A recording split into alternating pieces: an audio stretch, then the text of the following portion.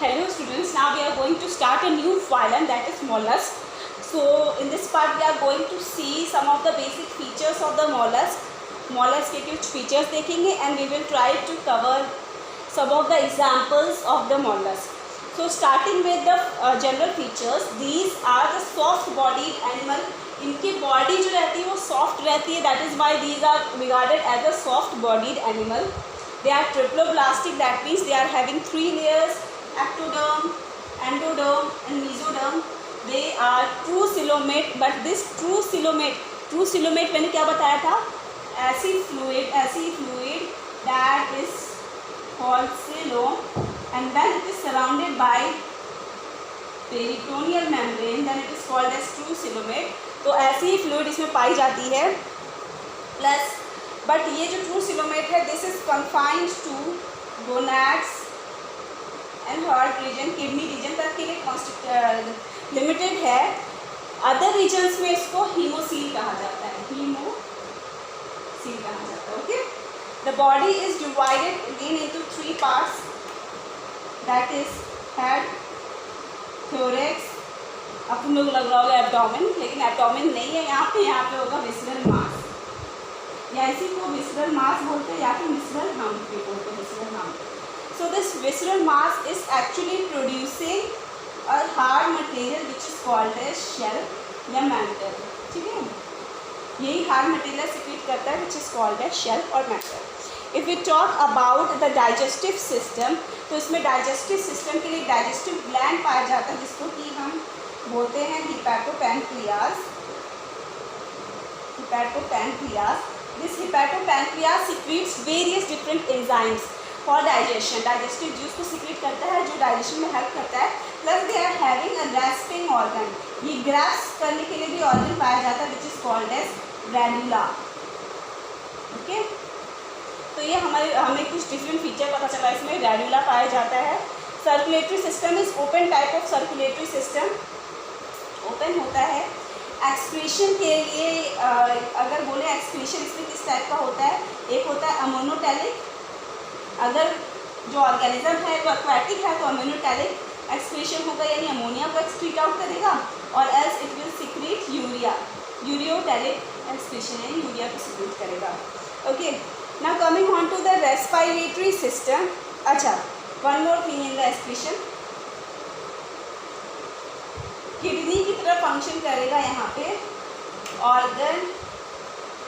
मैं ऊपर ही लिख देती, इसको रख कर देती हूँ.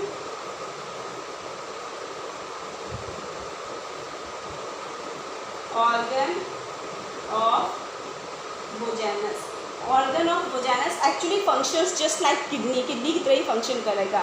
रेस्पिरेटरी सिस्टम की बात करें तो रेस्पिरेटरी सिस्टम इसमें गिल्स की वजह से होता है, plus pulmonary sac are present for the respiration. Pulmonary sac. Reproduction की बात करें तो सेक्सेस आर सेपरेट होते हैं. इसमें दोनों टाइप के फर्टिलाइजेशन होते हैं, इंटरनल फर्टिलाइजेशन भी होता है और एक्सटर्नल फर्टिलाइजेशन भी होता है. और इसमें डेवलपमेंट जो है वो भी दोनों टाइप का है, डायरेक्ट डेवलपमेंट भी है, इनडायरेक्ट डेवलपमेंट भी है. तो दोनों ही टाइप के डेवलपमेंट पाए जाते हैं. इसमें नर्वस सिस्टम भी पाया जाता है, गैंग्लियन और नर्व्स पाए जाते हैं इसमें, और सेंस ऑर्गन्स प्रेजेंट है. इस सेंस ऑर्गन का नाम है ऑस्ट्रेडिया. This Australia is actually used for sensing or detecting the taste of the water. Water की taste को detect करता है, इसको sense करता है. Okay, so these are the some of the basic features of the phylum mollusk. Now let us move on to the examples.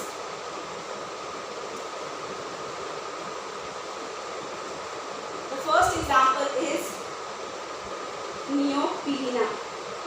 This Neopilina is actually a connecting link between Annelida and mollusc. Annelida और mollusc के बीच में connecting link की तरह काम करता है. That means इसके कुछ फीचर्स इसमें एनालिडा के भी पाए जाएंगे और कुछ फीचर्स मोलस्क के भी पाए जाएंगे. तो एनालिडा के कौन कौन से फीचर्स हैं? दे शोज मेटामेरिज्म. मेटामेरिज्म इसमें होता है. नेफ्रीडिया पाया जाता है इसमें एक्सक्रीशन के लिए, nephridia. Plus they undergoes the larva stage. इसमें लार्वा स्टेज इनडायरेक्ट डेवलपमेंट होता है. जब लार्वा होता है उसको भी प्रोटोफोर बोलते हैं, जो कि एनालिडा में बोलते ही थे. If you talk about the mollusc, mollusc की तरह ये क्या है, दे हैव शेल्स, इसमें शेल्स होते हैं। They have radula, grasping organ जो रेडुला है वो भी पाया जाता है, plus they have mental.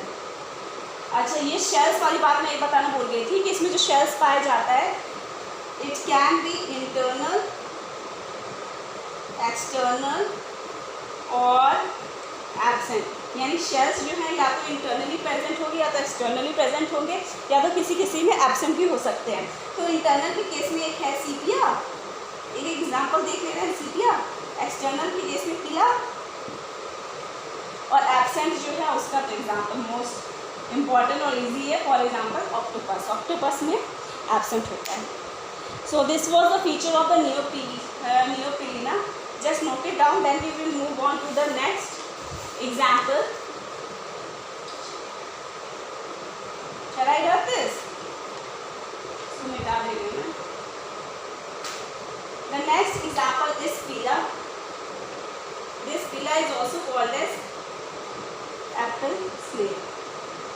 Apple snail बोलते हैं इसको। This is actually the amphibian mollusk, यानी मोलस्क में इसको एम्फीबियन की कैटेगरी में डाला है क्योंकि दोनों में ही सर्वाइव कर जाता है, वाटर में भी और लैंड में भी। And they have a coiled shell, coiled shell present होता है which is of two types, one is dextral and another is sinistral। जब राइट हैंड फॉर्म में कॉइलिंग होगी तो उसको डेक्स्ट्रल बोलेंगे, जब लेफ्ट हैंड की फॉर्म में कॉइलिंग होगी शेल्स की तो उसको सिनिस्ट्रल बोलेंगे। और इस it also shows summer aestivation, यानी समर के टाइम पे ये छुप जाता है, याद हो जाता है। नेक्स्ट एग्जाम्पल इज सीपिया, जिसको कि हम कटल फिश भी बोलते हैं, is also called as cuttlefish. इसके स्ट्रक्चर में हेड पाया जाएगा, एब्डोमेन पाया जाएगा। दे आर हैविंग 8 टेंटिकल्स, इस तरीके से 8 टेंटिकल्स पाया जाता है, लेकिन जो लास्ट का जो ये 2 टेंटिकल्स है that is attach to sucker, ये सकर से अटैच होता है। Okay, they are having 2 feels at the lateral side. इसकी सीपिया की ना एक इम्पॉर्टेंट कैरेक्टरिस्टिक क्या है कि ये इंक को सिक्रीट करता है, इंक, जिसको कि हम सीपिया इंक भी बोलते हैं। और ये तो कई सारे जो आर्टिस्ट हैं उसको यूज़ भी करते हैं फॉर ड्राइंग एंड और पेंटिंग एंड और के लिए यूज़ करते हैं। ओके, अब मैं इसको रब कर दे रही क्योंकि स्पेस कम है, मुझे बार बार रब करना पड़ता है। Okay, the next example is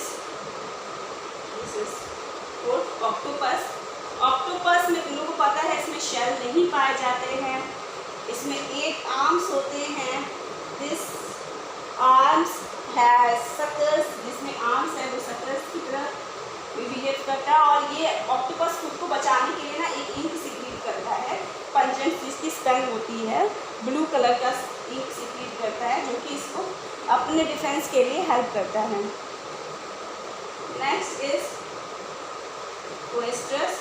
ओएस्ट्रस की एक इम्पॉर्टेंट कैरेक्टरिस्टिक्स है कि ये पर्ल को सिक्रीट करता है, पर्ल बनाता है। पर्ल कैसे ये करता है, एक्चुअली कोई भी अगर फॉरेन पार्टिकल इसके पास आया तो it will secrete mental around it, तो ये मेंटल सिक्रीट करता रहेगा लेयर बाय लेयर। तो तुम लोग पर्ल भी देखते होगे ना, तो वो लेयर बाय लेयर उसमें पाई जाती है, इनर सरफेस, आउटर सरफेस। तो इस टाइप से इसमें ओएस्टर में भी पाया जाता है। And the last one is Unio.